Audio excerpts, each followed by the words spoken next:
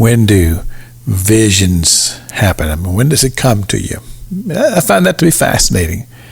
There have been people who told me that God has woke them up in the middle of the night or the middle of the morning and just laid something on their heart. There have been other people who found themselves in an emergency type situation, but out of that God spoke and says, this is what I need you to do. There have been times when God would just come to you when you're not even expecting it all. I remember one time God spoke to me about going to Africa, and I was in Jamaica, just sitting there waiting for our drivers to come pick us up and take us to a meeting, and there was all kinds of things going on in the living room in the house that we were in. Everybody was just having a good time. I'm sitting over in the corner, minding my own business, and the Spirit of God came to me and says, I'm going to send you to Africa. And I did. I went to Africa. And he said, well, how do these things happen? Well, God just finds the time when he can get our total attention.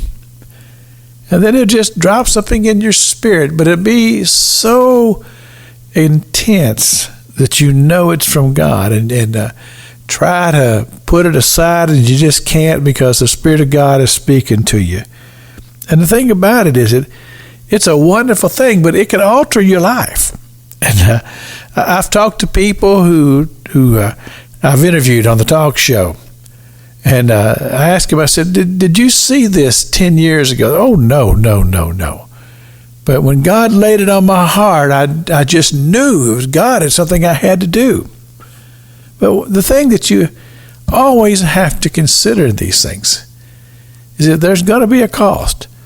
And he said, well, Pastor, what do you mean? I said, well, the thing about it, it's going to take you time.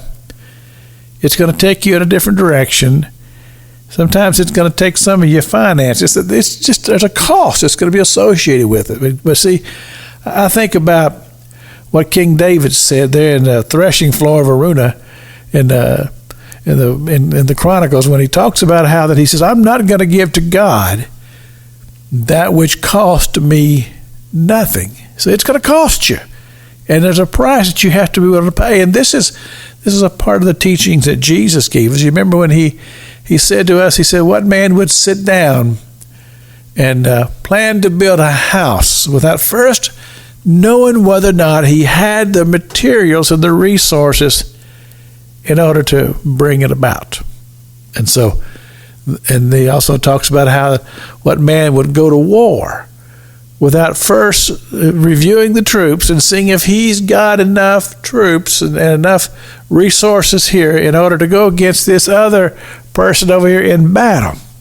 And it says if you don't have the resources, then you need to sit down, and he says work out a truce or gather up more materials or whatever it is you need to do in preparation for this reality that it's going to cost you. Now, I'm also a proponent of this, to say, Lord, I'm going to follow through on this, and whatever it costs, I'm willing to pay it, knowing that all the resources are really His anyway. There's nothing on this earth that really belongs to me. It all belongs to Him. And He will bring the resources when the resources are needed. But see, that's a part of the trust, and that's a part of the faith that God has called us to follow through on this vision. Pastor Jack King with the gospel on the radio broadcast.